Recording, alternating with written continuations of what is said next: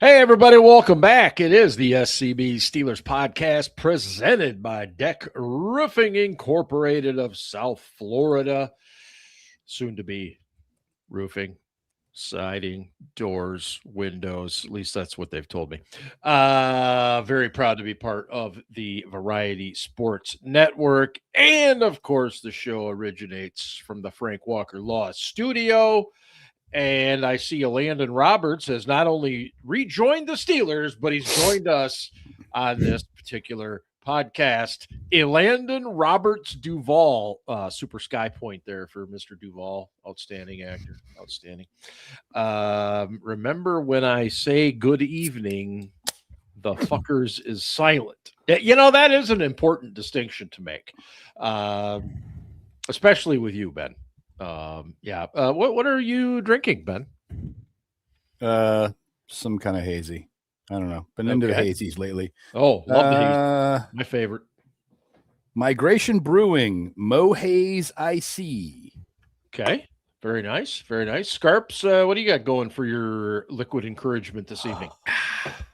Mr. Burner's on. Just gonna be honest, my wife is already in the fucking spooky season mood. Oh, no. So last week we went to the beer distributor. We got ourselves little pumpkin beers.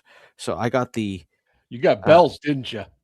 No, I didn't. They didn't have any of that, but I got the whole hog next level brews pumpkin ale. And so then you and your wife's cycle synced up and you're on your PMSing or what?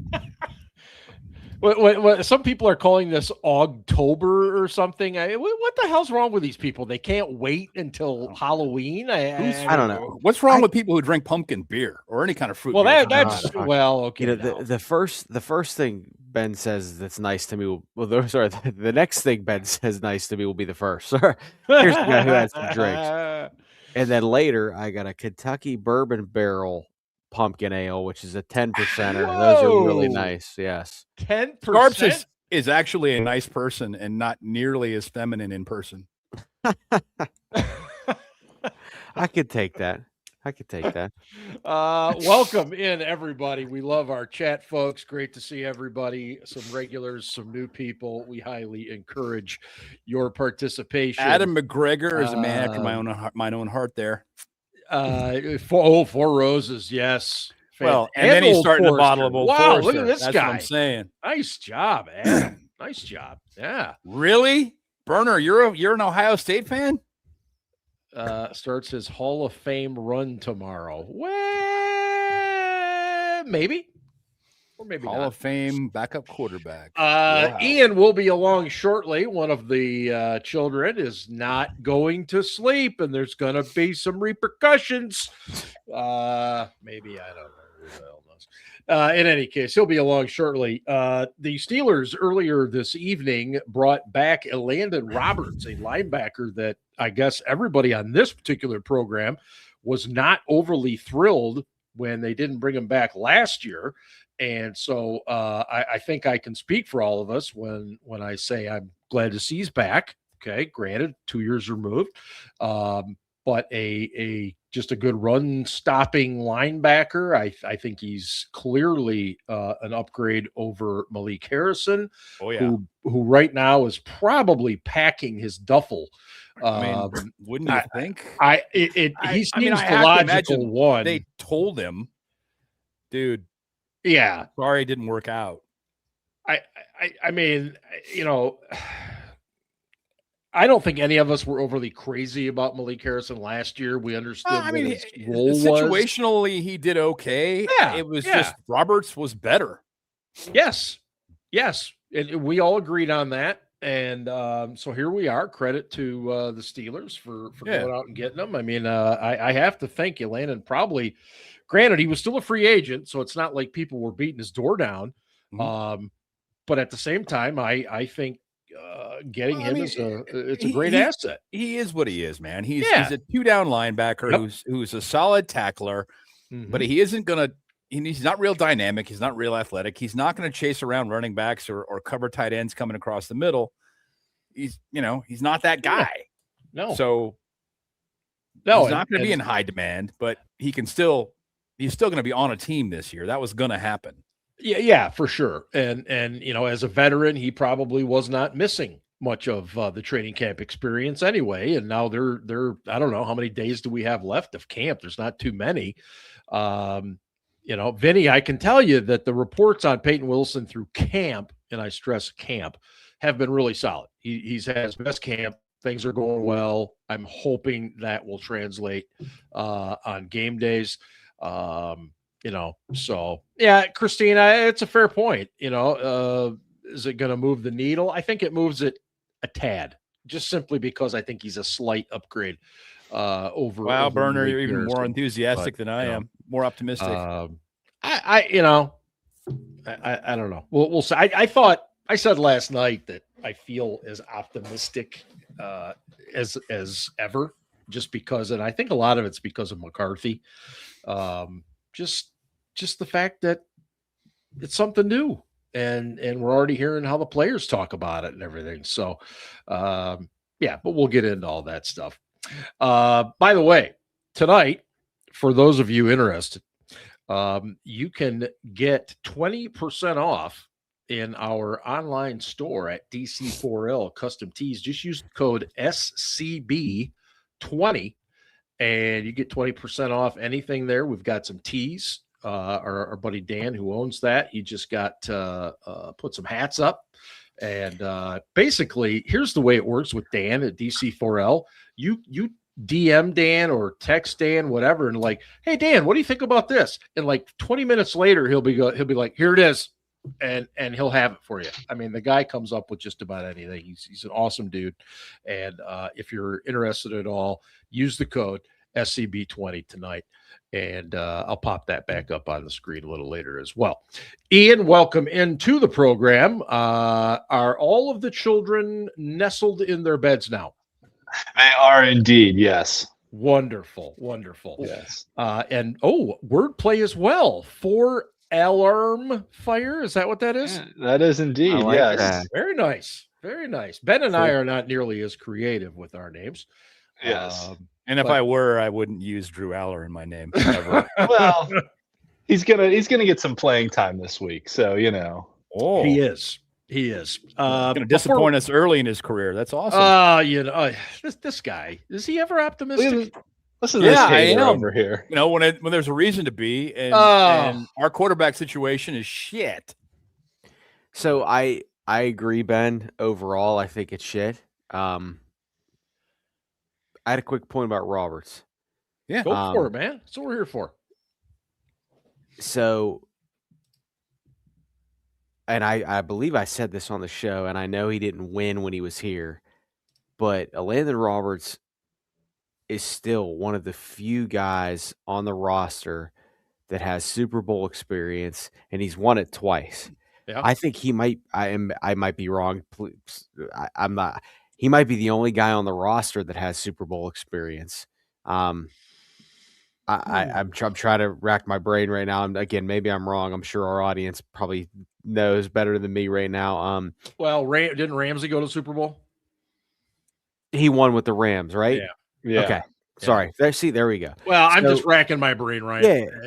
I'm trying to think of guys. He's the only one. And then people are gonna rattle off. Aaron Rodgers won a Super Bowl also. Oh, I don't even fucking count him. Yeah, he doesn't count.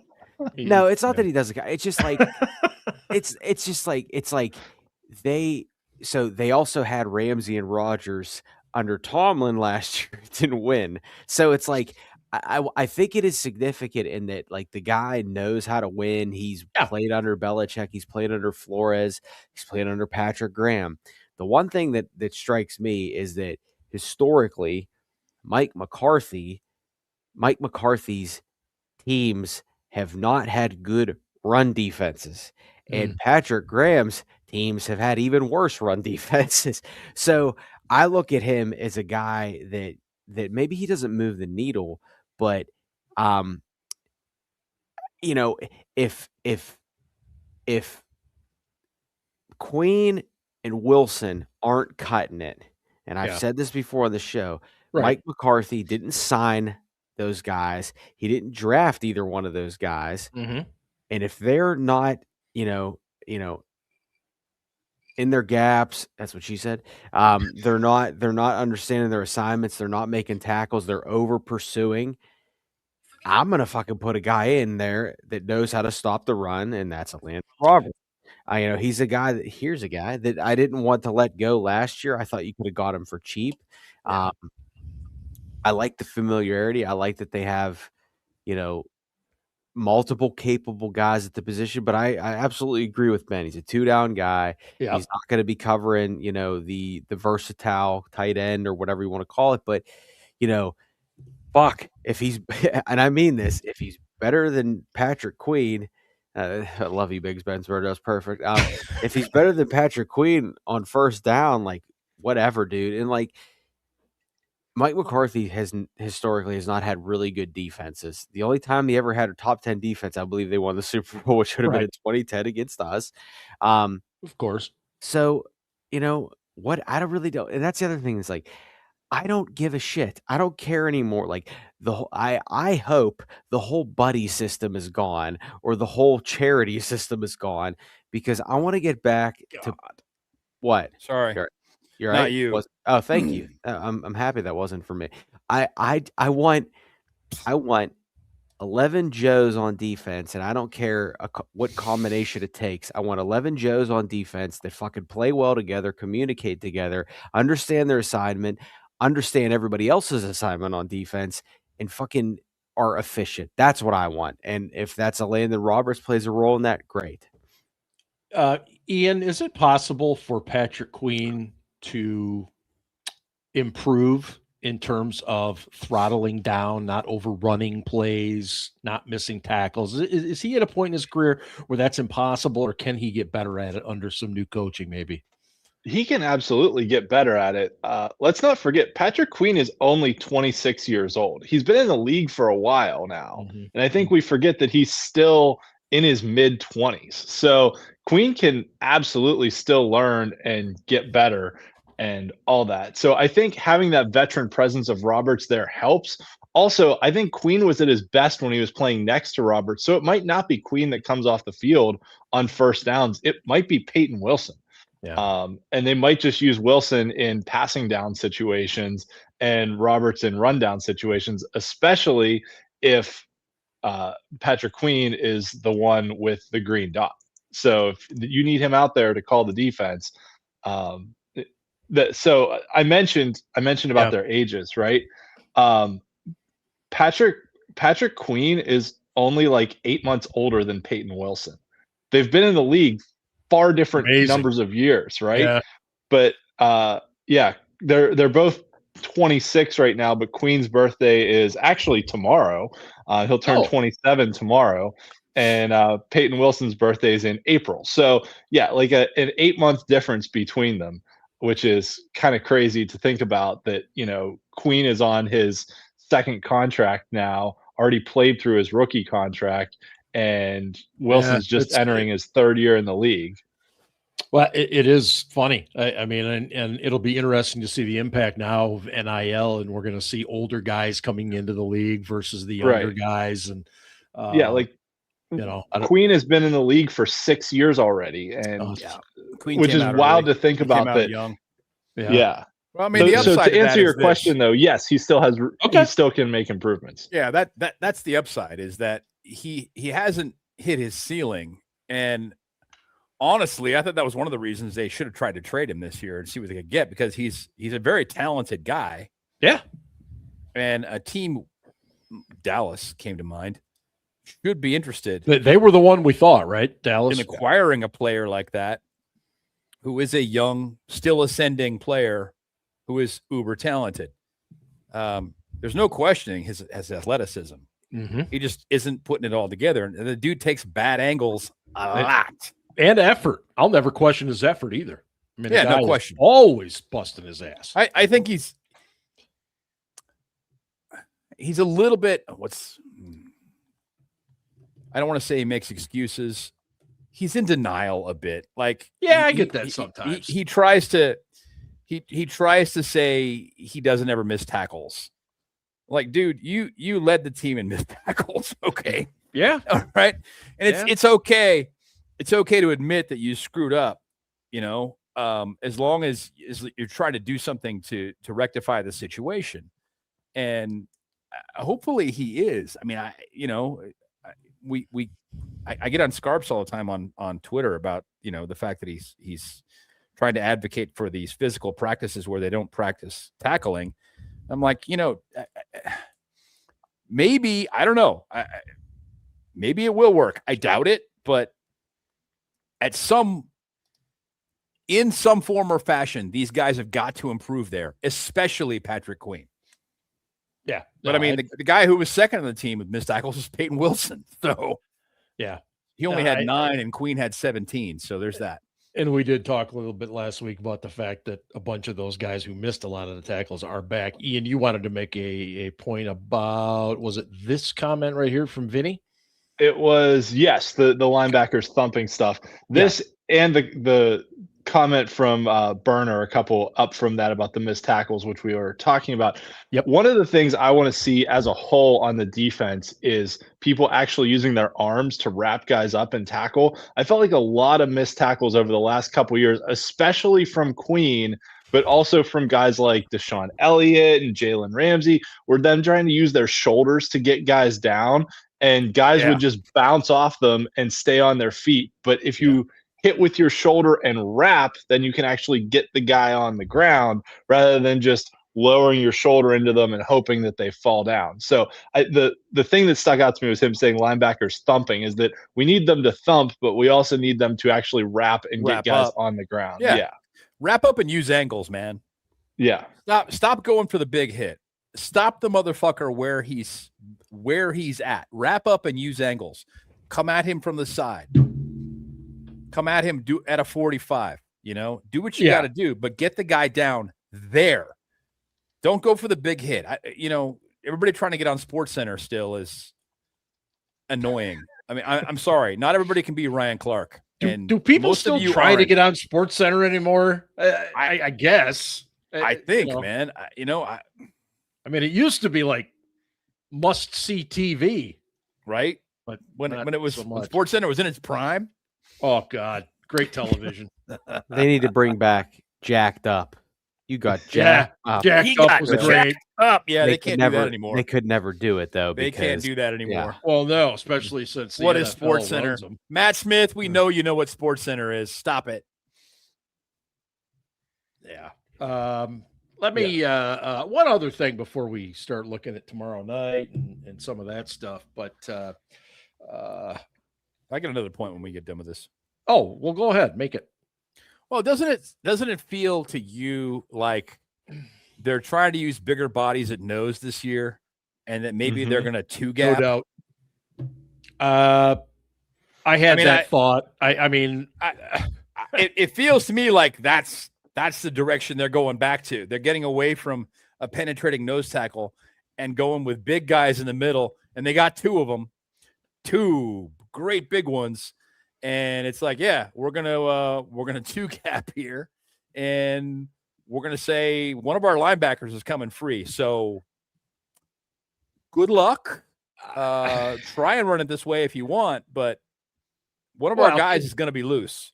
Can we also mention the wonderful wardrobe choices of Wyatt Black, who's wearing a size small practice jersey? Yeah, dude. We borrowed that from a DB.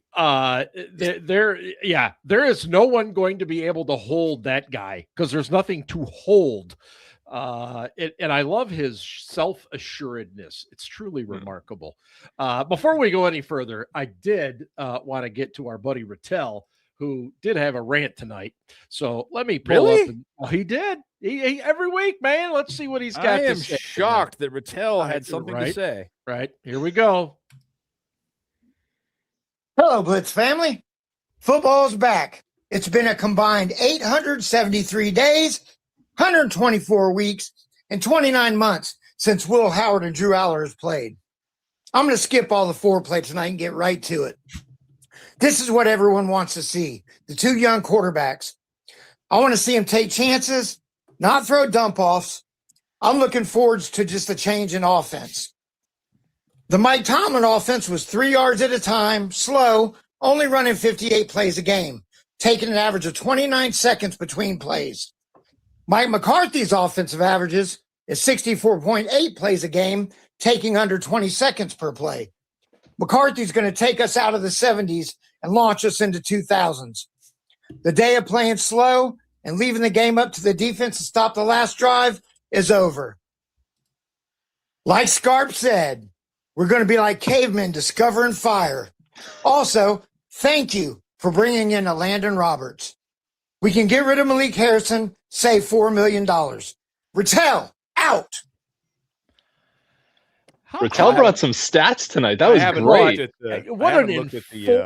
He absolutely informed rant, and I love the way he ends it every time. What is the actual savings with it's in that particular ballpark. Yeah, but then you've got to subtract what you're spending on. Correct. On spending Roberts, on his so deal. it's probably more like 2.5.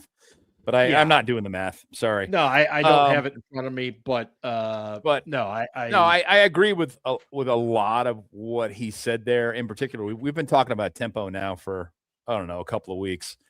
It feels like they're trying to establish tempo even during camp, where it's like the expectation is going to be boom, boom, boom, boom, boom, boom, boom. And yeah, I think that is set so that the offense goes out there and is ready to execute quickly. I think that expectation is being set up early. So isn't the team shirt or slogan something about being tempered this year? I thought I saw some stuff about that. Yeah, but I thought that had something to do with something that McCarthy said to them one day in a meeting about how it was hard being away from your family and going away to St. Vincent and all that. I kind of took it as like a combination of a lot of things. It tempered you catching a foul ball while holding a baby in a beer. It said Matt. More than talented, more than tough, tempered. And when you think about something that's tempered, you got steel, glass, things that go through the furnace and come out stronger. Really? Right? Tempered glass. Let's hope it's not tempered glass, man. Yeah, glass, we need glass. Glass is tempered and it's strong. Fuck, you don't know anything about glass. It's not. No, it's not. The whole PPG building is built out of tempered glass. Tempered glass. Yeah. I'm gonna tell you this right now. My main client is the biggest North American glass manufacturer. I fucking know what I'm talking about right now. You all say I don't know ball. Y'all don't know fucking glass right now. All right? You can still break glass. Does the CEO have a license plate that says glass man? It's not.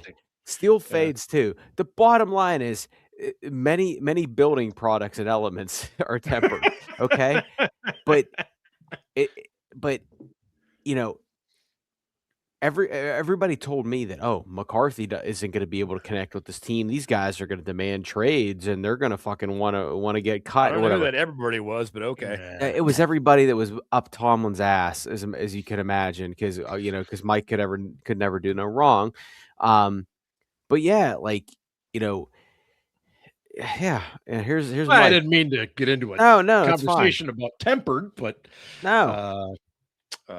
Anyway,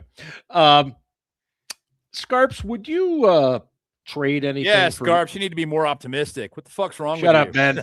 Scarps, would you trade anything for JJ I'm the one who McCarthy? is optimistic. Huh? Would you trade anything for JJ McCarthy? Yinzer Jake, I just want to. Yinzer Jake had a comment. This is the most optimistic that I have been in years. And I talked about this earlier today, and I'll make this real quick.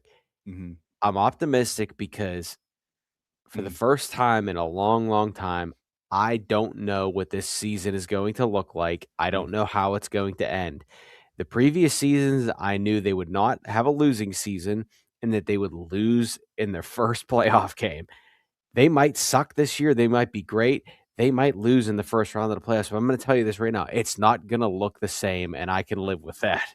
Okay, all right. 2 points. One, last year you said they weren't even going to make the playoffs. And two, I give you until week 3 before Steelers Sunshine Twitter ruins your fucking outlook. And you're like, fuck this. This is fucking bullshit. See, that's I'm gonna not call true. you all out. See, that's not true, because there are several times, several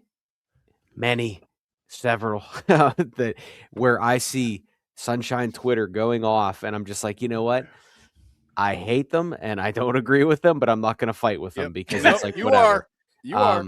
Like I said, I gave it 3 weeks into the So season, getting back, and then you're just gonna be like, okay, I can't deal with this anymore. Believe me, I'm not Sunshine Twitter. I'm just trying to. Oh, enjoy, I know you're not. I'm just trying to enjoy the ride. Enjoy the ride. Enjoy absolutely. the moment. So getting back to your point, yeah, JJ McCarthy back up. Kyler Murray is going to be the starter in Minnesota. So McCarthy said that he doesn't want to leave, which is a really good PR answer. But as a competitor, he definitely wants to compete, but is his best option right now to stay under a Kevin O'Connell system with a Kyler Murray. And everybody mocks Kyler Murray because he hasn't been that great over the most recent years. But his first 6-7 years in the league, he was breaking records. There you go, Ian. But I mean, to me, a 6th or 7th round pick, who gives a fuck? Do it. I don't give a shit. There you go. That's 2 in a row. It's 2 in a row. So I don't think. So here's what I'll say. If we were in a different situation, if we didn't already have Howard and Aller, I might say make a trade. But to me, McCarthy, Aller, and Howard are all projects. They're probably not. I still have the most optimism for Aller, but I think all 3 of them. Of course you do. He was a 3rd round pick, and he's a reclamation project. Here we go. For fuck's sake, I'm just saying, I don't want to trade for a guy when you have 2 unknowns already on your roster. I agree with what you said. Yeah, I guess my next question would be, Ian. Let's say you did trade for McCarthy. Who are you saying he's better than? Is he better than Howard? Is he better than Rudolph? Is he better than Aller? So to Jake's question in the chat, that's me. I have teenagers. Yes. Yes. That me doing the 6-7. Not me anymore. Yes. Yeah. No, it's me. My oldest 2 are teenagers now, which is weird. But at any rate, I know. Oh, Aaron's there in the chat. All right. Hey, Aaron. Aaron would shit his pants if we traded Will Howard for JJ McCarthy, or cut Will Howard and traded for JJ McCarthy. But that's Ryan almost is why right. I want to see it happen. I mean, Ryan, Aaron being really upset would. That would almost make it worth it. And he'd hook back up with Roman Wilson. That is true too. We could reignite Roman Wilson. And for the record, we're talking about our friend Aaron in the chat, not Aaron Rodgers. Right. But it's okay. So I think Scarps is right though, that you've got 1 year of Aaron Rodgers left. That's it. Mason Rudolph may or may not make the team, depending on if they want to keep a veteran backup over one of the unproven guys. You've got 2 guys who have never played an NFL snap, preseason or otherwise, and are both reclamation projects. We'll see where that goes. So the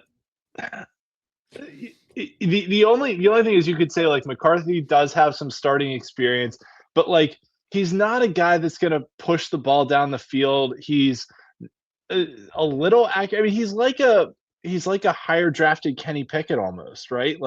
He's got a soft arm. He's got a better arm than Kenny, though. Not by much. But I mean, don't get me wrong. McCarthy. The bar really low, but it's better. That's McCarthy's problem. Is all he has is a gun. He has no touch. He's got a better arm than Kenny does. He's got a pretty nice arm. But but I mean, if you want a big arm, you've already got Aller. So you've got Aller, right? Yeah. So the only thing I could think of is if Minnesota wanted a veteran backup then better PR. That's funny.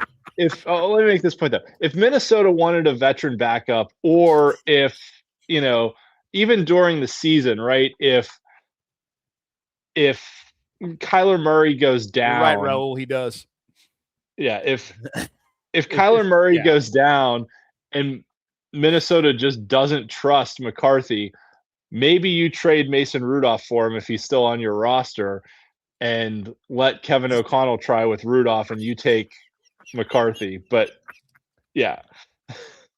Well, but no, I don't see him fitting here. We already have too many quarterbacks as it is. Too many mid quarterbacks. When I ask this question, please understand I'm just asking it as if our quarterback room was empty, or if we were going to get rid of somebody. I don't have any designs that this is going to happen. I don't believe it's going to. But now, let's be honest though. He probably wants out, as you guys said. He gave the right PR. I think Scarp said that he gave the right PR answer, but I don't think that's the way he really feels. Can I give one more hypothetical here? Yes. JJ stays in Minnesota this year, right, as the backup. Now we get to next offseason. Let's say the Steelers go 9-8, losing the first round of the playoffs, or picking 22nd in the draft again, right? You're not going to get one of those high-end quarterbacks. Maybe you're looking at it and say, okay, Aaron Rodgers is retired. Allor and Howard didn't show us much in the preseason. Maybe you go out and trade for a JJ McCarthy at that point, around draft time next year, to say, okay, especially if Kyler plays well in Minnesota and it doesn't look like there's a future for McCarthy there, then maybe next offseason you look at it, especially if you're picking in the middle of the draft. That's fair. Don't really have a hope of getting one of the top guys in the draft. I would rather just draft someone. That's me. But no, I'm with you 100%. Ben, you mentioned in our conversation earlier today that you'd maybe give up a 6th round. I think Scarps kind of suggested the same thing. Well, 6th rounder is the currency for a player with potential, which is a French word for hasn't done anything yet, that teams have given up on. So, that's what I give up. Or I give up Mason Rudolph or Will Howard. I'd be like, hey, here you go, 6th rounder. I don't know why. Seriously, don't know why. Mm-hmm. And maybe they did, but I haven't heard anything about it. I don't know why the Steelers didn't call the Lions and say, hey, we have this extra backup who's a proven journeyman here in Pittsburgh. Yeah. What will you give me for him? And maybe try to get a 5 out of Detroit because they needed somebody. Well, I will tell you, being here in the Mitten, that the Lions folks brought that up. I saw that on a couple of different conversation areas that Rudolph's name came up. That doesn't mean the Lions were talking about it. That's just fans of the Lions. So you're on the right track. The guy they signed perpetually gets signed and then cut, 6 to 8 weeks later. Yeah. Because while he is really bright, he's just not that talented physically. He knows where he wants to put the ball. He just can't do it. And that's his limitation. I said years ago on this show, a little drunk, and of course, Burner had to crop out that part of the show and put it on social media. I'm like, good job, Burner. Saying there, if Mason Rudolph had Josh's brain, he'd be a good quarterback. Unfortunately, Mason Rudolph has Mason Rudolph's brain, so he sucks. I was drunk. He sounds like a Saturday Night Live skit. Dude, I was fucked up. And I watched it back, and I'm like, yeah, that was great. Thanks, dickhead. It was funny, but it's funnier when it's somebody else doing that. I want to segue. And I just go ahead. Go ahead. I'm just full transparency. I have to take a leak, but before we say this, of course you do. Once again, Ben, and I'm busting your balls because you bust my balls all the time. Don't you think the fact that Mason Rudolph isn't at Detroit and Josh Dobbs is because for the fucking millionth time on the show, I'm going to say Mason Rudolph is going to be quarterback 2. He's going to be QB so great when he's not. He's going to be QB2. Okay. And we believe you, buddy. And all I want, and again, and I'm going to say this, Mason is a backup / spot starter. I don't think he's great. I don't think he's terrible. He's average. So you think they're going to try and cut Will Howard instead? Well, can we save this conversation? Sure. They're not cutting Aller. That's not happening. I understand this. I would just like to see a couple preseason games. Fair. Because I think we know now what Mason Rudolph can do already. We do, Ben. We do know what he can do. And he's reportedly, according to Mike McCarthy and some of the people that I talked to, he's had a great camp.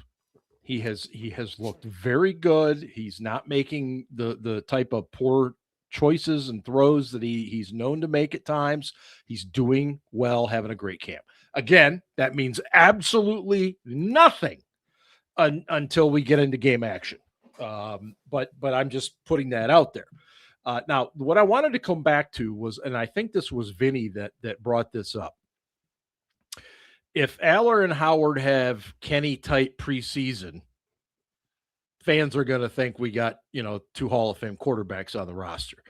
He's not wrong, because let's all go back in time a few years to when Kenny had that amazing preseason.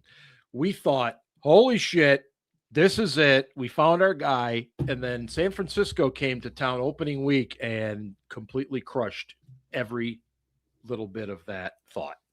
That's kind of what I was going to say. Like, we've seen this movie before. Mason's had good camps and good preseasons, and then he gets into live action during the regular season and he sucks. And then you see him on the sideline and he's looking at the Microsoft Surface going, what the fuck? Like, and I'm sitting there watching my TV going, he's going, why do I suck? What's the problem?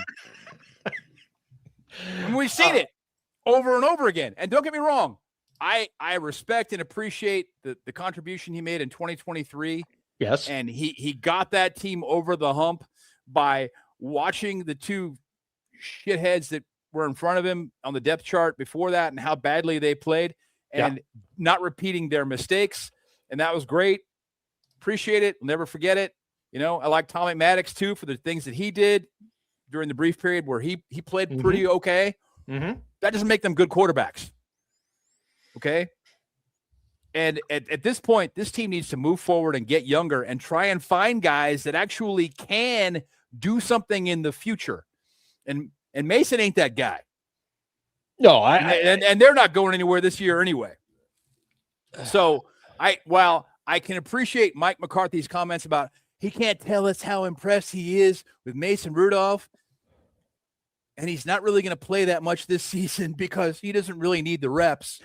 That, and then later on when he gets traded away for a 7th round pick and a water cooler full of Gatorade, what flavor? I don't know, but it doesn't matter. Okay, so it's going to be funny. That's all. So okay, real quick, Scarps, real quick. I want to get this on the record that you believe Mason Rudolph will be traded. I want to see Omar say, you know what? We have full faith in Mason.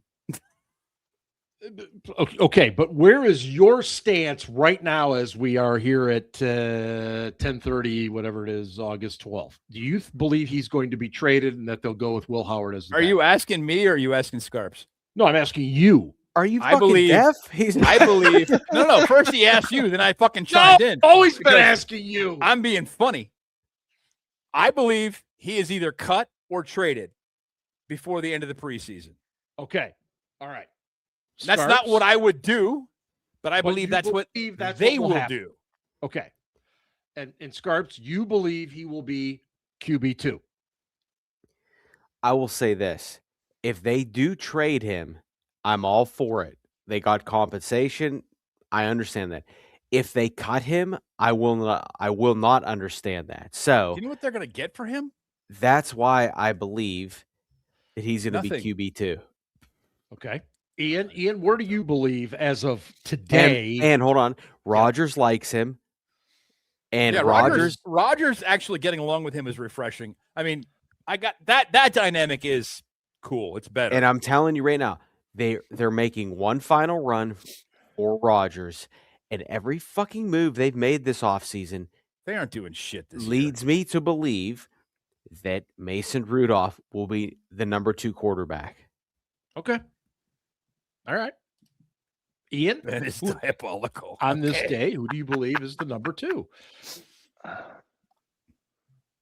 I really wish I had one preseason game under my belt, but as of today, I think it's got to be Rudolph. But I think it's very close because Ben's right. They're not cutting Aller. They just drafted him, right? No. They're not cutting him.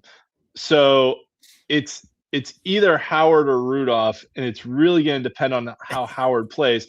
But let's not forget, we have a game tomorrow night. I love the confidence, right? Aaron. Yep. We have a game tomorrow, and I want to remind everyone of another Ohio State quarterback, Dwayne Haskins, who looked really, really good against guys who were going to be working at the Quickie Mart in 2 weeks in the third and fourth quarter of preseason games. 3 weeks. Yeah. Yes, exactly. And then the one preseason game he actually had to play against like first stringers did not look as good. It is entirely possible, assuming Mason Rudolph starts tomorrow night. Right. Rudolph looks not great. And then Aller and Howard get to play against backups and then guys who aren't guys who are clerks. Yep. Yeah, exactly. And look decent. So just temper what you see with who they're playing against also, because it that does matter, right? And I do kind of hope that with 3 preseason games, they let Aller play a little of the first half in one game. They let Howard play a little of the first half in another game, just to get them experience against some different competition, right? Because if you're always playing a guy against fourth stringers, he's probably going to look okay. But if you start to ramp up the competition level and then he doesn't have it, that's another sign too. I just want to real quickly just congratulate Vinny for not taking the preseason seriously, because it doesn't mean shit. I'm good, Steel Dad. That segues into. Well, I was just gonna, bring up the famous Bill Murray chant from Meatballs. It just doesn't matter. Yeah, it's an old movie for you kids. Go ahead, Scarves. I'm sorry. No. I was just gonna say, does that segue into the Rogers comments about preseason football isn't real? Absolutely, or whatever? It does. Go ahead. I'll go last. Just to set the table here, it was really fascinating this week. Okay, you had the old man Aaron Rodgers and the young man Will Howard, both up at the microphone. Okay, and Howard talked about the fact that the preseason for him is real football, and he alluded to the fact that because he has not seen real football since the national title game when he was at Ohio State. As I listened to the young man, I thought, yeah, that makes sense to me. He needs to actually see opponents who are wearing different colors from what he's wearing. And then the very next day, Aaron Rodgers, who it was earlier reported that he was going to play the first couple games of preseason, he basically said, it's not real football. Okay. A good Rodgers impression. Oh, well, thank you. That was awful. Fuck off, man. And no, it was. I mean, I'm just being real. The audience is thinking it, and they're like, "Yeah, Ian's trying to set him up to do it again." Listen, I have an audience of teenagers most of the time, so nothing intimidates me. That's good. My point is that you have these two guys, both same position, but very, very different outlooks on this. I agree with Rodgers that I think the preseason is way overblown, and it's likely or largely not real football. But I also understand what Will Howard was saying as well. Okay, so Ian, where do you fall on the definition of preseason football, I guess, is what I'm looking at. I think preseason football is not that important for the starters, but it's really important for the guys who are battling for roster spots, especially the special teams plays of like who can make tackles, who commits stupid penalties, things like that. That, those are, I mean, Yeah. these are potentially career-changing opportunities for guys who are 45th through 53rd on a roster, right? That it's a big deal to those guys because they want to try and make a name for themselves. It's a big deal for a guy like Lou Nichols or a guy even like Caleb Johnson. It's not as big a deal for a Jalen Warren or even a Rico Dowdle. Mm-hmm. And sorry. Go for it. Yeah, go Scarps. I would just say, Will Graves, a colleague and friend of mine, posted after Rodgers said that, he said, "This is what 20 years in the NFL does to you." And he quoted Rodgers from his rookie year, and then he quoted him now, and it was just totally different. Yeah. And even though Rodgers was a first round pick, nobody knew what Aaron Rodgers was going to be. But this is one of the things. And of course, everybody on X or whatever is like, why you keep talking, not me, but just in general, why are you talking about Tomlin? He's gone. Mike was here for 2 decades, man. Yeah, how do you not? He's always going to, he's going to be a topic of conversation for a long time. But the thing that I used to like about Mike was that he was always open about preseason. As a football junkie, he loved that shit. And that was the one time where he was honest with the media. And he was like, yeah, this is a big opportunity for many guys. Yep. Terrence Garvin, for example, 2013, Terrence Garvin didn't get drafted, didn't get a rookie free agent contract. He was a tryout guy that got a contract. Nate Washington made it through camp. And then call. Literally on the last fucking punt coverage unit or some shit, Terrence Garvin made the team. So these are those things, and also too, I'll also say this is, we got all new coaches, all new coordinators, guys that Danny Smith may have liked in years past and Tomlin liked. I don't even.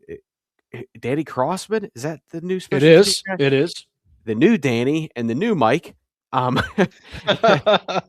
Maybe we should get Danny some gum. It's like replacements for new kids on the block, right? The new Danny and the new Mike. We should send Danny a bucket of double bubble. By the way, I hope Danny Smith is doing well down there in Tampa. I'm sure the Heat's he loves the southern weather, so he's fine. Good for him. Okay, but so when you've been to the top of the mountain as Rodgers has, and this is your last season, as he says that it is. Yep. Of course, he's gonna say, it's not real football, but. As Ian just said, for about 10 to 12 guys, this is their livelihood. Really, Ian? You're going to use that reference? No. Yes, I'm going to use that reference. Oh, my God, dude. Yeah. Everybody drink. What, because Ian made a Greek history reference? Yes. Ian made a reference that half the audience understand, maybe half. A third of the audience understands. It's definitely not a half. You're giving this audience way too much. No, I'm kidding. We've got smart people in the chat. We've got very smarter than me. I know that. But it's not saying much.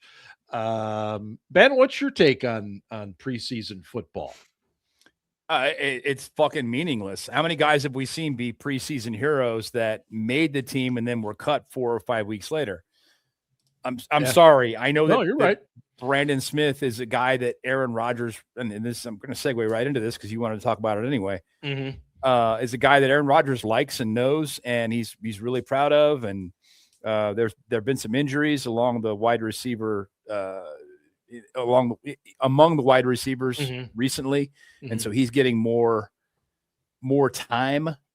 But as I watch the plays he's making in camp, I'm like, this dude's going full speed. Burner's comment. It's just Jeez. Yeah, there's that. Yeah. As I watch the plays he's making in preseason, I'm like, okay, Smith is running full speed. He really wants to make this team. He's working his ass off. And that's great. Yeah. It feels like the DBs he's going against are not running full speed. Like they're going like 90% speed, and they're just not quite there. And then they're trying to make it up at the end. When the guys are playing in games, they're going flat out and then some. Yeah. Yeah. And I mean, a guy like Smith he's facing an uphill battle already. For sure. You know, and I think it was Mike DeFabo that said it really well when he said that, here's a guy that probably is fighting more for a practice squad spot so that if somebody does get hurt in that wide receiver core, then he slides right in. And that's really the idea. That's kind of the idea that many of these guys have. I like the preseason games to see guys like that. If Smith is willing to do the dirty work and be a special teams player and be a gunner, he might make it. He might. You never know. No, I mean, I think obviously all the discussion about Roman Wilson, does that translate into the games? Jeremy Bernard, it sounds like, does all the right things, just still struggling a little bit with picking up the offense. So who's to say that he wouldn't get a helmet for a few Jeremy games? Definitely going to make this team, though. Oh, he's easy. Like your first 4 spots at least are already set, and they're going to keep 5 or 6 wide receivers.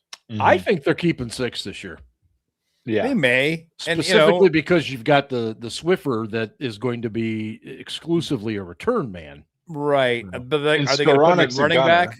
Are they going to put him at running back or wide receiver? Is the question. And then, the Swiffer? Yeah. It doesn't really matter.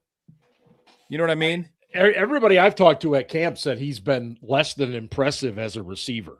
Yeah, I get that. And he is strictly a return guy. He's going to make the team as a return man. Yes. That's the only way he's going to play. Yep. But where are they actually going to put him is the question. I think he'll be listed as a wide receiver. I think they'll have a couple of guys on the practice squad at wide receiver as well. Oh, yeah. For sure.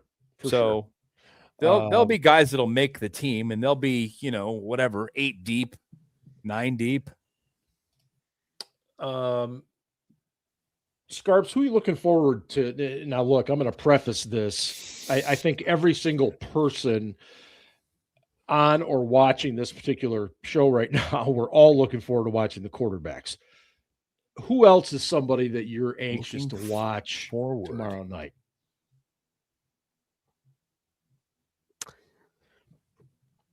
I don't necessarily know if I have a particular player. Mm-hmm. I am interested in the defensive line. Yeah, I think. Dom, I appreciate it. Sorry, Dom. Our Penn State guy coming in strong here. We knew he'd show up at some point. I just, I think to be successful in this league now, you have to have a good O-line, a good D-line, an efficient running game, and then a top 12 quarterback play.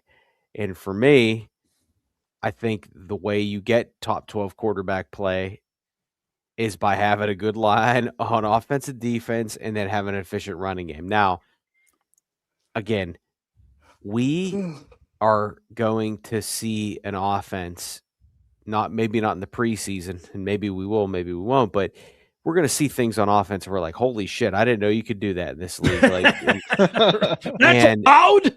So, but at the end of the day, teams that have been successful recently, and I've said this on the show, they get in your ass. And as much as, Cam Hayward has defied Father Time and the Steelers have been aggressive on defense, again, getting back to the whole 11 Joes thing, I don't care who's on the field at any given time. I want them to get back to the whoever contributes. It doesn't always have to be TJ. It doesn't always have to be Cam. It doesn't always have to be Jalen Ramsey.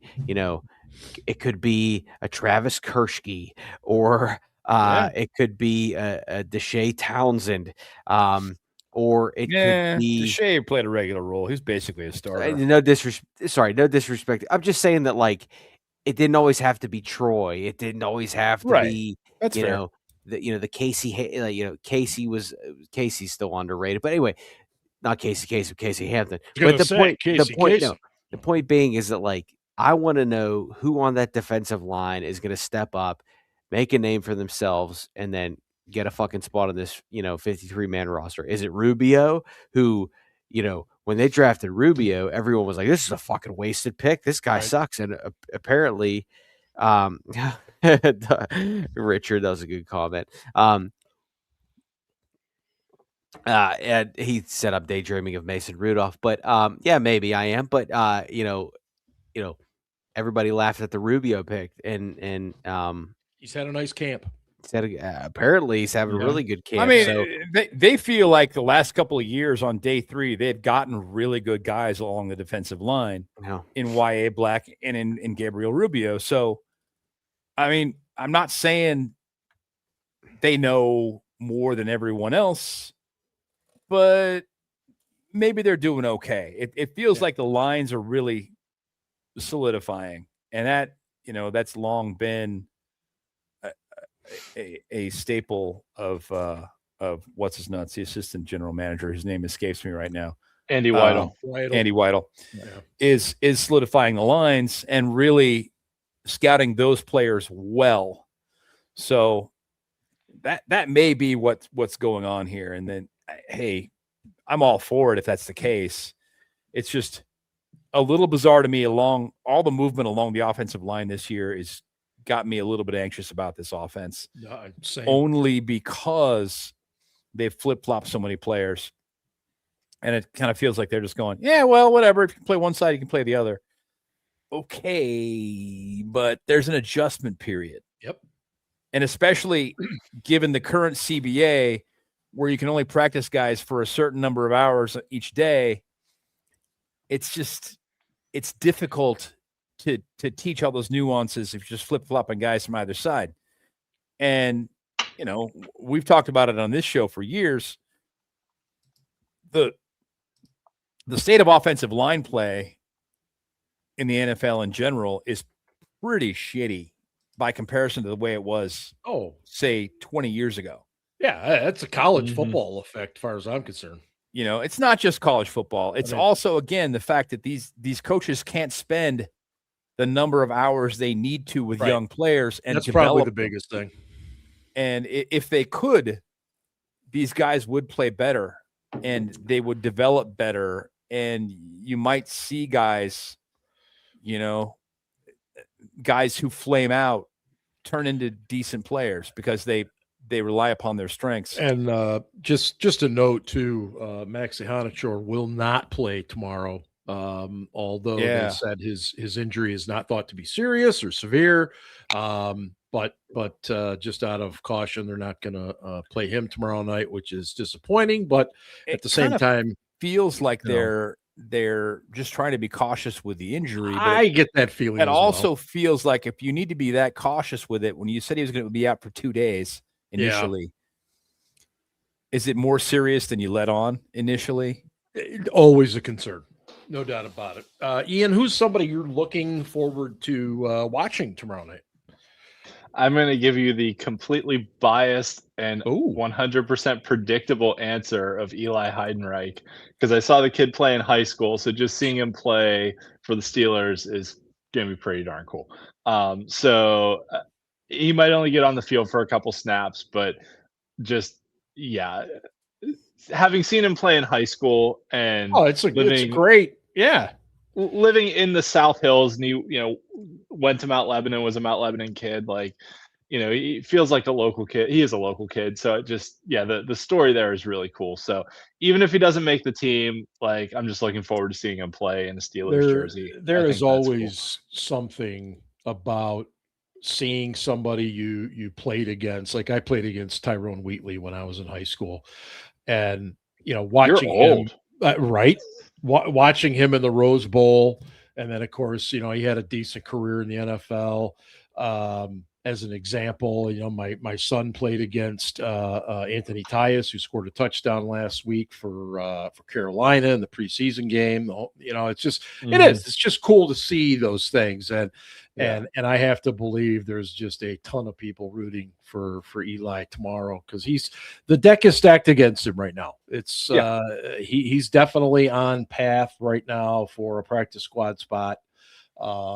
There just isn't an avenue right now for him to make this roster, but stranger things. And I know, and the effort will be there tomorrow night. No doubt about that. Yeah. Like I said, 100% personal bias, but Yeah. Jake, that's a very nice comment. Loves our podcast. Yes. We don't pull punches, try to be politically correct or not offend. Oh no, we offend everyone, Jake. That's pretty much what we started this thing for. First of all, we offend each other, and then we just start offending all you guys. Where do I get a shirt? Go to dc4lcustomtees.com. Jake, you can use SCB20. You get 20% off tonight. We got a few things up there. Like we got a Rico Dowdell shirt up there, plus our official podcast shirt with the we've had some drinks on the back. And again, the We've Had Some Drinks shirt is outstanding. Oh, it's terrific. And believe me, like I said, if you want something that's got our stuff on it, but you don't see it, just send Dan, the guy that owns it, just send him a message and he'll do it. I mean, he just loves this stuff. So we appreciate you, man. Ben, did I get your pick? Aaron and Dom in the chat are just outstanding, by the way. Yeah, the back and forth between the. Yeah. Did you get my pick about what? Did I get your selection as far as who you are looking forward to seeing tomorrow night? Mason Rudolph, because I think it's going to be horrible, and I'll get to rub Scarf's face in it. It'll be fantastic. Actually, I'm just kidding. I'm just being a dick. I don't. It's preseason, man. Yep. I hope that they play sound football, that they look organized, they play as a team.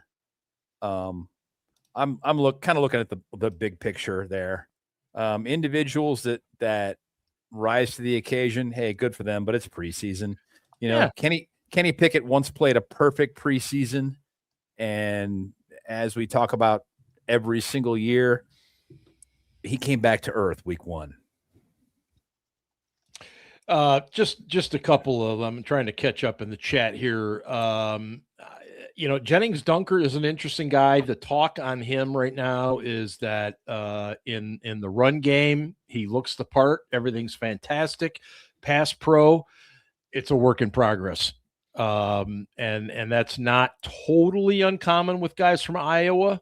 And he's continues to be he hustles his ass off. He's one of these guys that every time they change drills, he sprints to the next drill ahead of everybody else. I love watching guys like that. And the other guy I'm interested in is Dalen Everett. I think Vinny pointed that one out as well. And Robert Spears Jennings, really fast, big athletic safety from Georgia who can't change direction. Well, that's what I want to see, Ben, because the Oklahoma. Was it Oklahoma? Yeah, I'm sorry, Oklahoma. Everett went to Georgia. Spears. That's what it went is. to Oklahoma. Yep. And let me see here. Ian, you had a final quarterback comment before we move on. Yeah, just real quick on Drew Aller in particular. So there was stories this offseason that McCarthy and staff were basically rebuilding Aller's mechanics from the ground up, right? That they were like, he knows nothing. We need to tear it all down and rebuild him from scratch, right? So I'm interested to see does he actually look like a different quarterback than how he looked at Penn State, or once he gets into a game, does he revert to some of those bad habits he had at Penn State? So I think that's a great point. That is something to watch with Aller is, will he be patting the ball? Will he be stupid? Yeah. Yeah. Well, does he look different? We know he's got a big arm. We know he can chuck the ball down the field. But does his mechanics actually look different? Or once he gets into the thick of the action, does he revert back? Like, how much has he actually learned this offseason? Yeah, I mean, and it's not the mental part of it is what it is. The fundamentals, the footwork, McCarthy is still largely teaching the quarterback drops the same way he did 30 years ago. And it's really fascinating to talk about that first reach step, then the crossover, then the gather. And it's something that I don't think a lot of these college coaches are really teaching anymore because everything is so fast. It's like, the RPOs and everything else. And so two-step drop in college now. Yeah. If you're even under center. Yeah, it's all shotgun in college. It's a two-step drop and you're tossing it. And otherwise, it's all shotgun, which makes the transition to the pros more difficult. Yeah, no doubt about it. Let me transition to a former Steeler who was on Ryan Clark's The Pivot podcast this week, Minkah Fitzpatrick. Oh. And Minkah is, I think, you guys can correct me if I'm wrong, I think he's the most high profile of former Steelers defensive players who have made comments about the Tomlin/Austin defense. And look, to be honest, he 4:30 Eastern. Holy shit. Jeez. Well, Jake, have a good night, Jake. Go get some sleep, buddy. You're a better man than I am, buddy. I get up at 5, so you're a better man than me. Well, Rattel, you're not wrong. It seemed like defensively, a lot of these guys, Steve Nelson, was it Darius Slay, also made the comment that the defense was vanilla. There wasn't much change. And to Minkah's point, he got into the fact that, I had that great first season when I was there, but they never really let me do anything else. I was always the guy making the tackle once it got through the line. And I wasn't allowed to use my skills and things. And I think he was right. Yeah, but the thing he also said was that he regretted not having that difficult conversation with the coaching staff and saying, he did. Look, you're not using me the right way. Yeah, he owned it, and I appreciated that from Minkah. He said I could have handled that better. Yeah, he flat out said the thing I regret is not having that conversation. And then they go into, well, was it difficult because you'd already done it in Miami, blah, blah, blah. And he's like, no, man, that's not why I wanted out of Miami because I could see what they were going to do with the season. Right. They were tanking on purpose, and I didn't want to be there for a tank. Well, I wonder how he feels now. Well, no, he's in New York now. Yeah. The Jets, They're not tanking. They just suck. They're incompetent. Oh, God. Well, he'll probably appreciate playing for Aaron Glenn, somebody that can probably understand him a little bit better, but that ain't saying much. I mean, he did say that. He said, look, I'm talking to Aaron Glenn. He's a former player. Right. So I can say to him, look, this is what I can do. And Aaron Glenn understands the player knows the player. This is me quoting him. Absolutely. So I get that. Aaron Glenn was a great player. Yeah, great player. And so I guess the question is, let's not forget, was that against the Packers, if I remember correctly, that Minkah was hurt and Teryl Austin called a shitty defense with like 4 seconds left in the game. Minkah told Tomlin to call timeout, basically said, run this defense with like 5 guys across the goal line, and we got a pick and ended the game. And like honestly, I heard Minkah's comments and I was like, damn, Minkah should have just called the whole defense himself rather than letting Teryl Austin call. Like Minkah, and I understand, like a player, unless you're Ben Roethlisberger with like Matt Canada as your offensive coordinator, and you're just like, no, I'm not running that shit. I'm going to run whatever I want to run, right? Like on defense, it's a little harder to do that. You really can't do that on defense. You kind of got to run what they call. You can. It's just if you do, there's going to be a problem. And the reason Ben got away with that shit is not. It's because he's Ben. Right. Well, it's longevity and yeah, longevity had something to do with it, but it's also it was an institution in Pittsburgh. Like, what are they going to do? Bench him? They're not. I think, like you guys said, right? Like Minkah took some responsibility for it too. That he said, like, hey, maybe I should have gone to the coaches and said, hey, why don't you try do something different with me? But this seems like it's a recurring theme that we're hearing over and over again from these guys. Like even TJ Watt being like, yep, I got comfortable, and like TJ will never criticize anyone, but he even kind of alluded to like, well, I got comfortable just doing what I was doing, and maybe I should have asked to move around more and things like that. But it shouldn't be on the players to. TJ last year though, there was two things. One, his first step was gone. Like, that dude was always the first one off the line. Guys were still in their friggin' stance, and he was already in the backfield. Yeah. And that wasn't there last year. And he always went outside last year. He never came inside. Never tried any inside moves at all. So he became easier to block. Let's be straight. He did. And maybe it was because he got complacent. Maybe it was because he was heavy. He certainly wasn't as quick last season, but TJ not being as good, not as dominant last year, I'm sorry, that was on TJ. Yeah, some of it was, but was some of it the scheme too, that like they just wanted him to run that outside arc, right? Did they want him to, or is that because he's been up front and been like, I should have been more open to moving around, and I wasn't. I mean, a defensive coordinator is allowed to call a stunt too. Like, I it's agree. not on the players on the field to be like, oh, we're going to stunt this play, right? Like, if whatever pressure package the coordinator calls is, but take the outside lane. Okay, again, this comes back to that difficult conversation. So no matter who was calling the play, when a dude is that predictable, defending him becomes easy. And even if the right tackle needs help, and you got to use a tight end or running back and chip him, you can, because you know what direction he's coming. Yeah. I think that's a fair point. Well, and it get like Darius Slay's comments, right? That he was like, oh, when we were in like goal line situations, they had us playing outside position because they were like, we'll give up the inside cut routes because the defensive line will just knock the ball down. Like, on 3rd and 7, that is fucking stupid. Because the ball's going to come out fast, so the defensive lineman will just knock the ball down. Really? That was a damning statement. Like, that's your strategy? Like, I am 100% convinced that Teryl Austin's a moron. And I've been on this train for years about Teryl Austin being a moron. Yeah.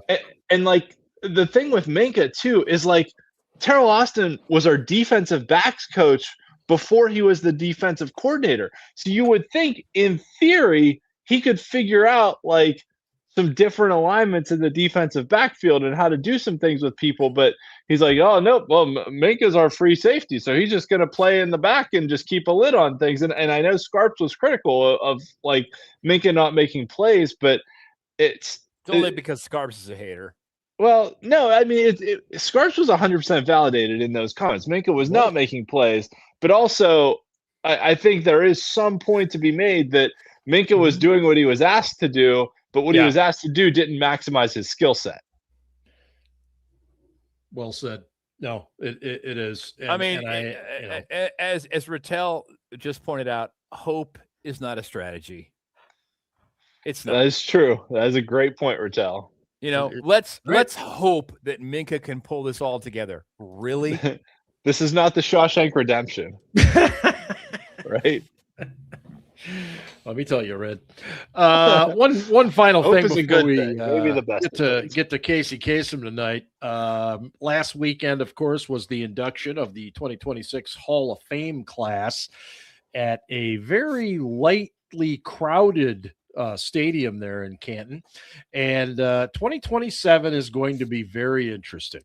I mean, this year. I'm sorry for being this guy. I know it's the Hall of Fame, and it's a big deal for these guys that got in. It's huge. Yeah.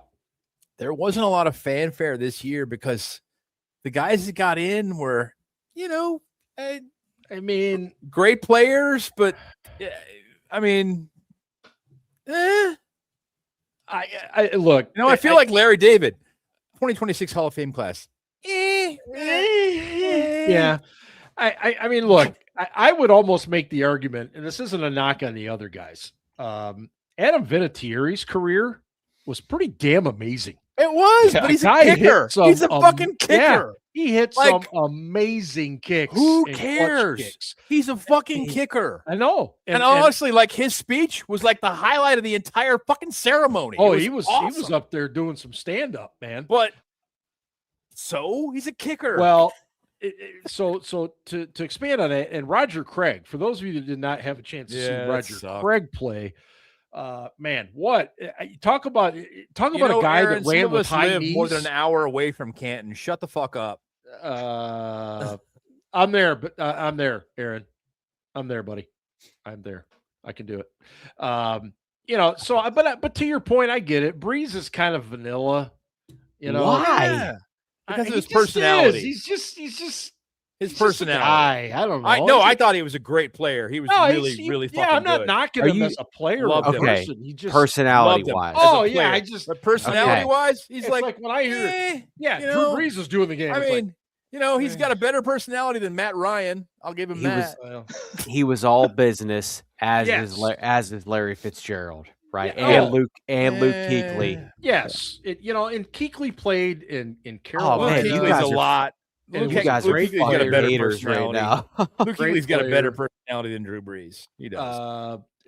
Fitz is the one that I mean, what the one statistic about him is just absolutely insane. Over his career, he has more career tackles than dropped passes. Yeah. And he's a wide receiver. The superlatives on that guy, we could go on all night. But next year, Ben Roethlisberger. Crosby do interviews. That's a really good analogy right there. What's Great that? comparison, Ian. Yeah. Breeze is like Sidney Crosby, right? That like he'll never say the wrong thing. He's all business. He's all about the game. He loves the game. He's a great player. He's technically very skilled, but like you're never gonna see a lot of personality there, right? That it's that's fair.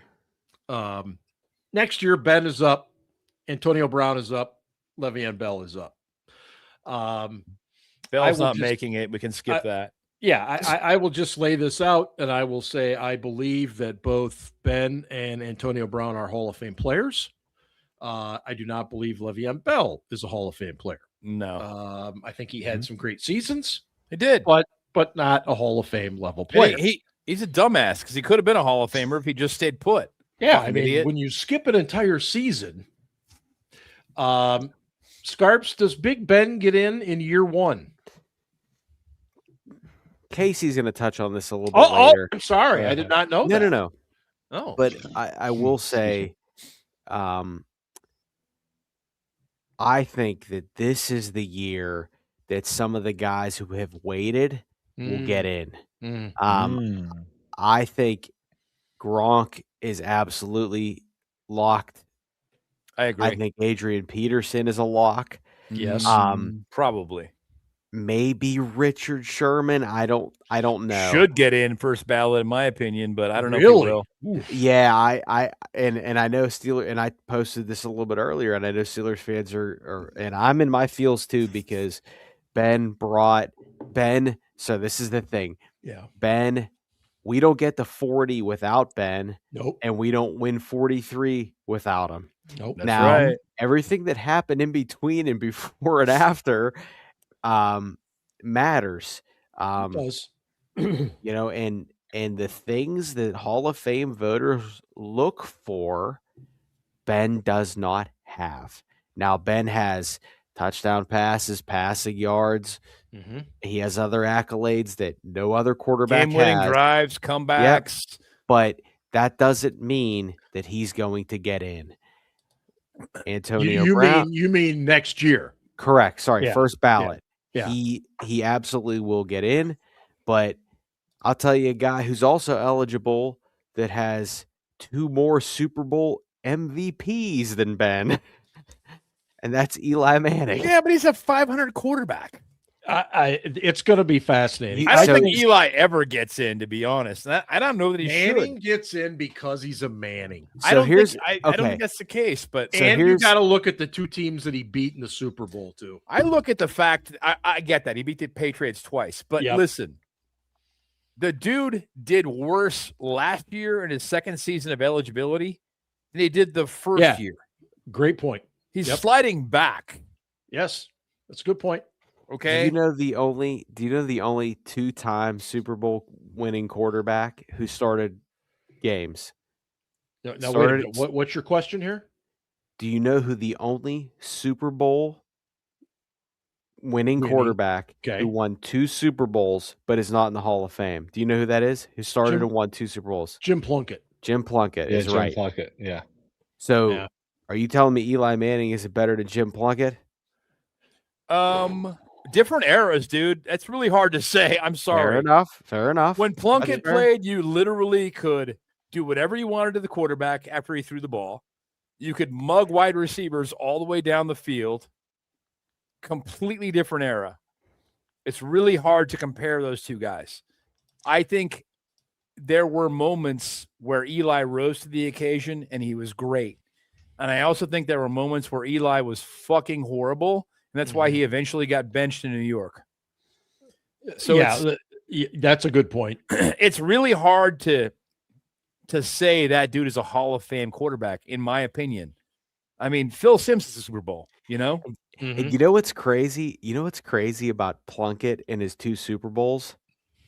He has 4 touchdowns and 0 interceptions, and he's not in the fucking Hall of Fame.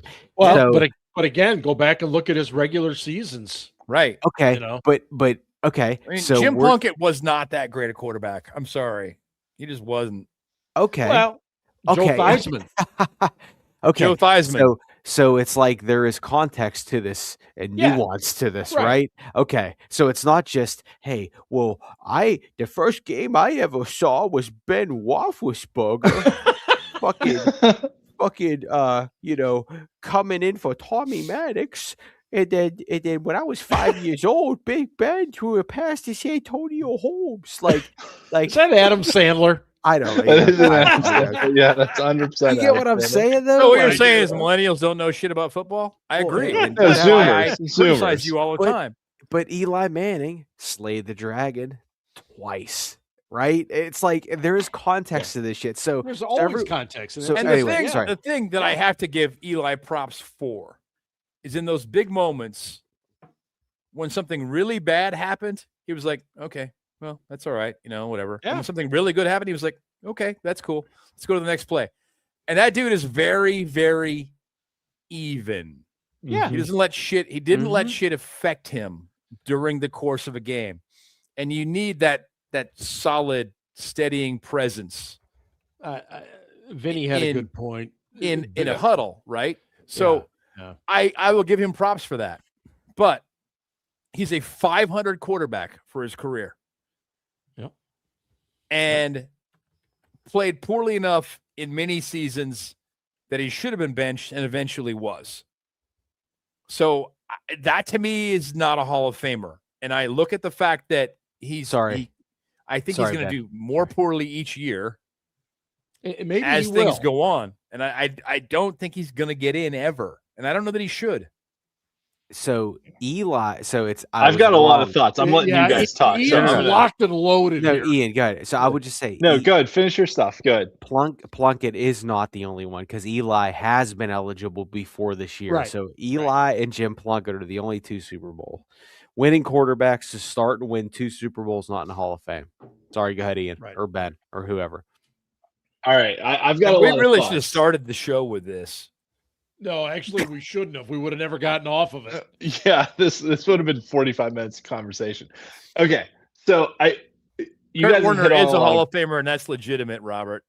Yeah, you guys have hit on a lot of good points, but one thing I always try and look at too is like there are guys who should be Hall of Famers and are Hall of Famers that just don't get in a given year because there's a backlog at their position, right? So, like, I agree. I don't think Le'Veon Bell's a Hall of Famer. But at running back, you've got guys who were, like, Frank Gore was a finalist, and Fred Taylor was a semifinalist this year. Like they both had better careers than Le'Veon Bell. Fred Taylor should be in my opinion. Yeah, like, and those guys will probably get in eventually. And Frank Gore should probably be in. Yeah. For Roethlisberger, I think the interesting thing is like next year is a really good opportunity for him because the following year Brady is eligible. Yep. So I don't think they're going to put Ben and Brady in. Like Brady's getting in first ballot regardless. Two guys at the same position getting in is not unprecedented. That happens. No, that's true. It's not. But I'll say what I said in the chat. I think the NFL is very concerned about the Patriots being embarrassed because if you bring Ben in that same class, that fucking stadium is going to be all black and gold. And it is. The proximity matters. And I'm not saying there's not a ton of Patriots fans because there are. Yeah. But nobody travels, especially when it's close, like Steelers fans for the Hall of Fame. And I don't think they want Brady to have to go through that. It's just and they also. So what you're trying to say is the fuck Tom Brady cheer will come up when he comes up on the podium? Yeah. Absolutely. Fuck you also Tom Brady. Absolutely. Yeah. Tom Brady. All right, Ian, go ahead. Can you mute him? I'm going to in a minute. Yeah. The other thing the NFL definitely doesn't want is Roethlisberger getting up there being like, I would have had 2 more Super Bowls if the Patriots didn't cheat. So like fair, Brady's not wrong. No, damn it. Right? You definitely don't want that. So now this year, Eli was a finalist. Phillip Rivers was a semifinalist.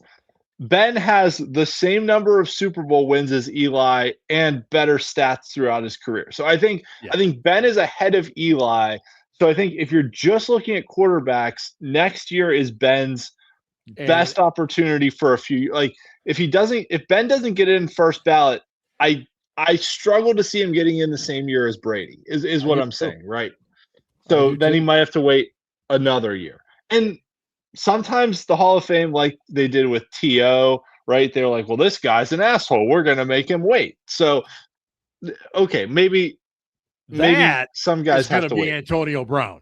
That's 100%. That's what's going to happen to him. All right, I have points on Antonio Brown also. Yeah. So I think Ben is a Hall of Famer. He will get in at some point, whether it's first ballot or third ballot. I struggle seeing him second ballot just because Brady's on that one.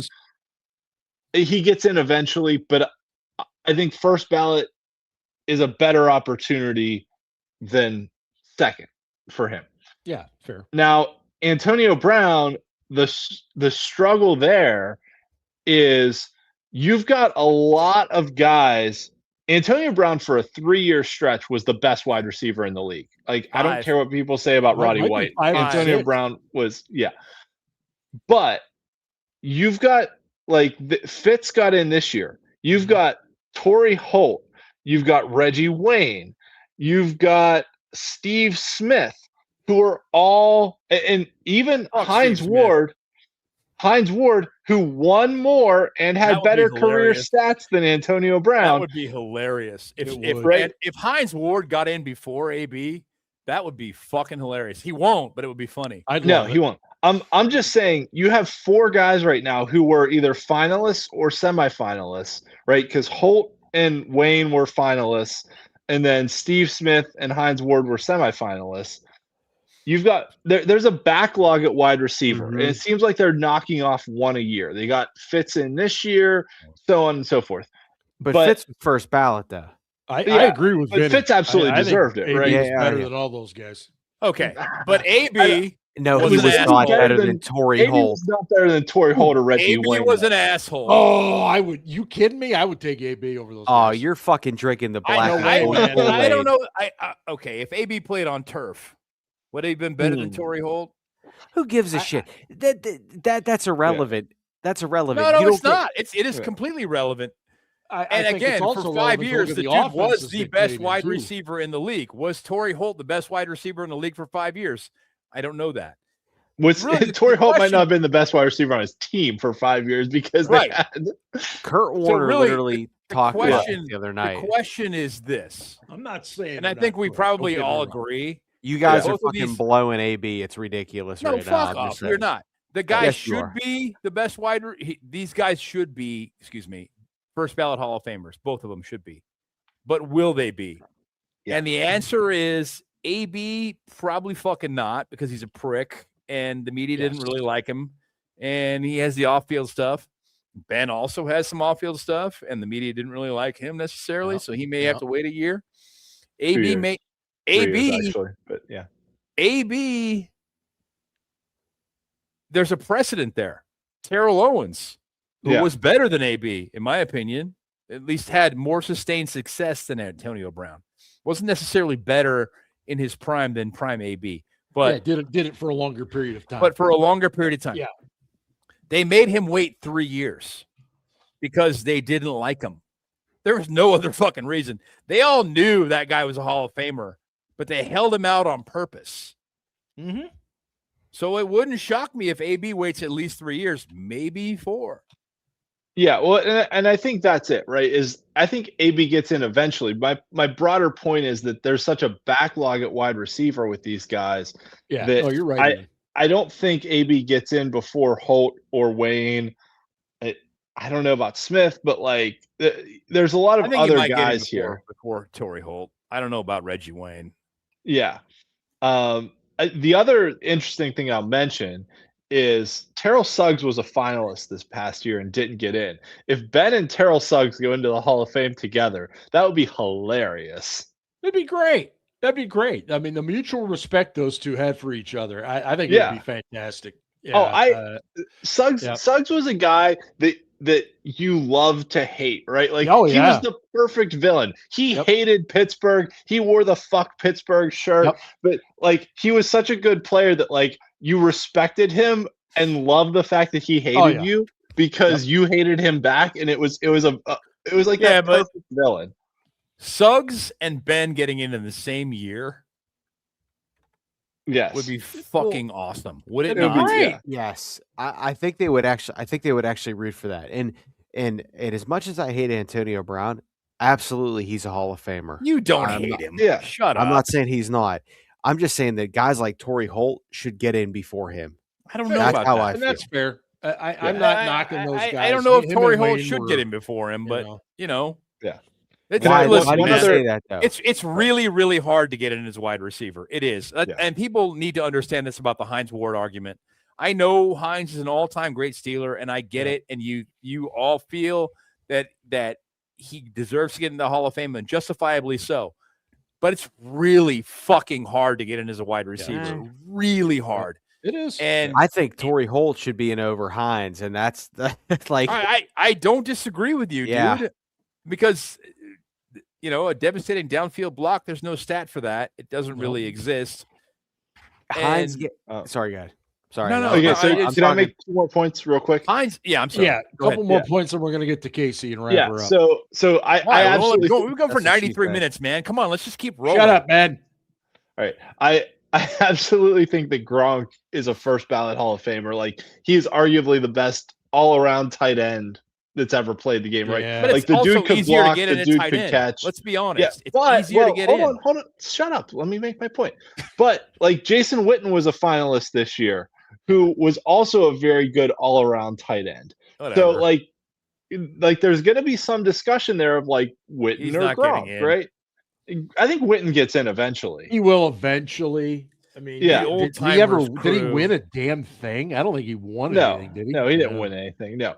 But when the seniors committee nominates him, he'll get in maybe. The other thing I'll mention is Richard Sherman being available next year.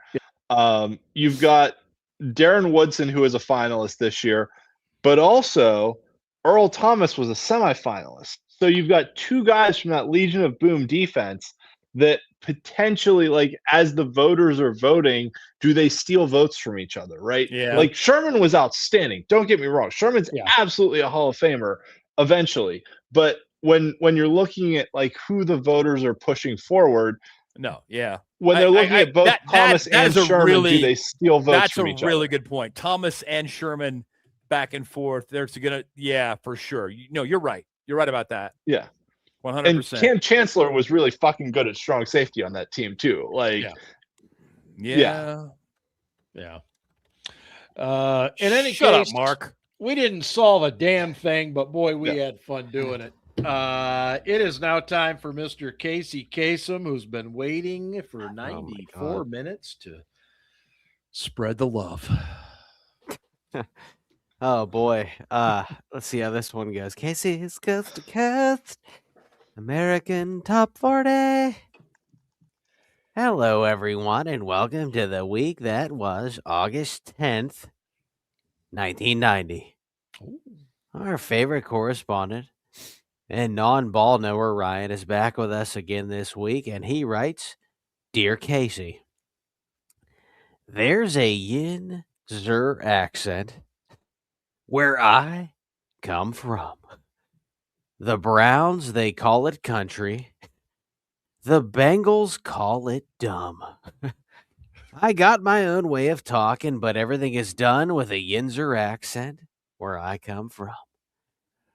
Casey, that's a deep cut and a parody of Tom Petty and the Heartbreakers' Southern accents off their 1985 album of the same name.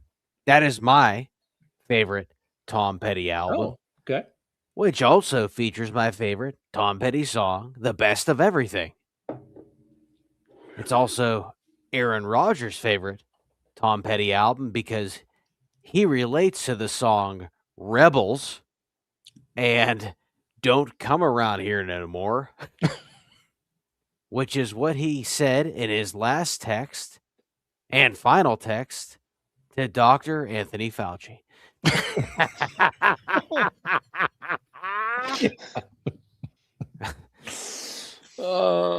Casey, tomorrow night begins a new era in Steelers football, and I can't help but notice that the talk is about everything but the game.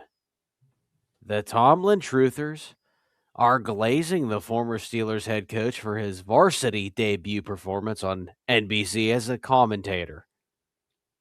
Be careful what you wish for, Steelers Nation, they say. The Ben Blowers won't stop talking about him being a first ballot Hall of Famer. The Ben Blowers. Okay. Even though he was never named All-Pro, never even received a single MVP vote, but he was quite good in tight situations. Especially those ones in college bar bathrooms. Oh. Yeah, well, there's that. And then there's, of course, the glazing of one of the most toxic Steelers of all time who will eventually be in the Hall of Fame. But no, Casey, I'm not talking about Le'Veon Bell. Casey, I repeat, it's a new era of Steelers football led by Big Mike Hell of a Guy McCarthy. Casey, and for the audience, I'm not talking to Casey Anthony. Oh. Okay, and for Aaron, she's an Ohio State fan.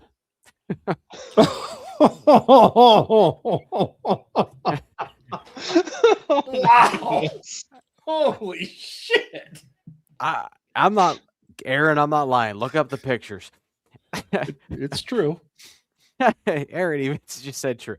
Casey. Sorry, Aaron. I love you. I had to fuck with you. Oh, man. Casey, did you know Big Mike McCarthy is from Greenfield? Did you know he coached at the University of Pittsburgh? Did you know he beat the Steelers in Super Bowl 45?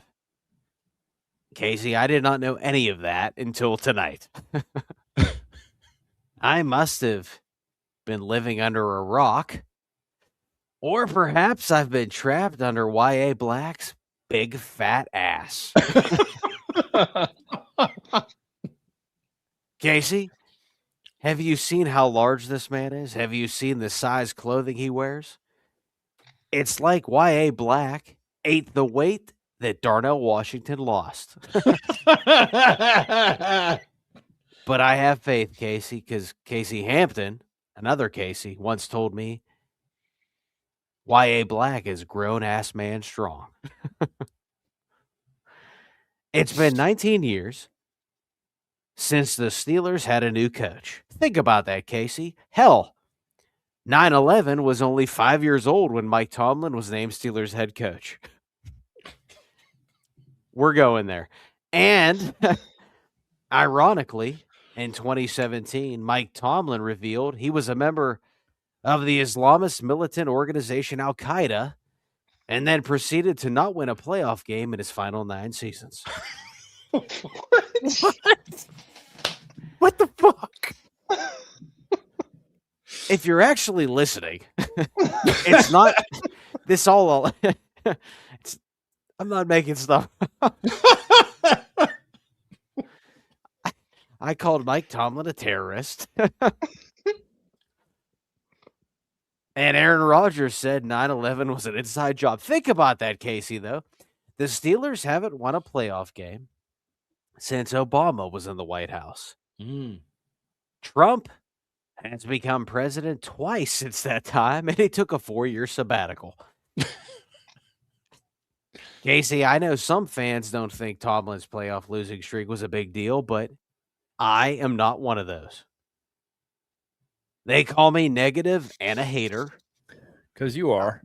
Yeah, there it is. I call it honesty and having higher standards come January football. Casey, I don't know if they win a playoff game this season. I'm just trying to stay in the moment.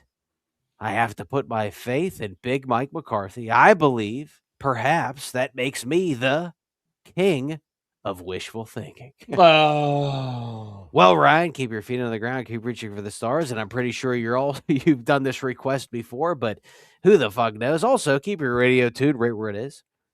At number 8 this week, here's Go West with King of Wishful Thinking. Wow. Let's see where your standards are next January. Wow. Ah, shit. They shift. That's what they do. Thanks, everybody, for joining us tonight for over 90 minutes of outstanding Steelers talk and one hell of a rant for Casey Kasem. I'll try to throw together something real quick tomorrow night after the game. Just some quick thoughts basically on what we see. And then, of course, we'll be back next week. Next week will also be Wednesday. Is that correct? No, Thursday. Next week we're Thursday. but I won't. But I'm out. But that's fine. Right. I'm sure you'll enjoy the show much more when I'm not Casey's here. taking a break next week. Okay, got it. In any case, enjoy the game. It's great to have the Steelers and football in general back.